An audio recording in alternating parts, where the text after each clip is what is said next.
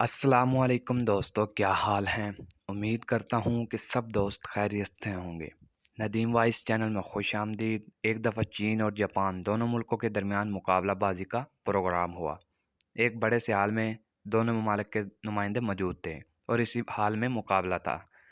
बस इनके दरमियान एक दीवार थी ताकि वो एक दूसरे के काम को ना देख सकें।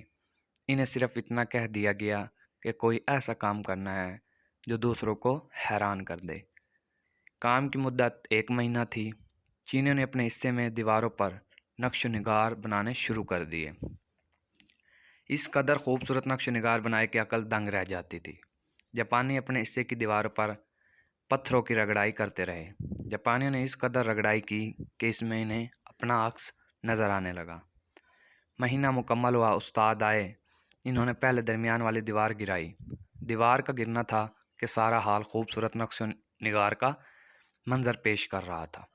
देखने वाले हैरान रह गए। दरअसल चीनियों के बनाए गए नक्श निगार जापानियों की रगड़ाई शुदा दीवार पर खूबसूरत अक्स देने लगे।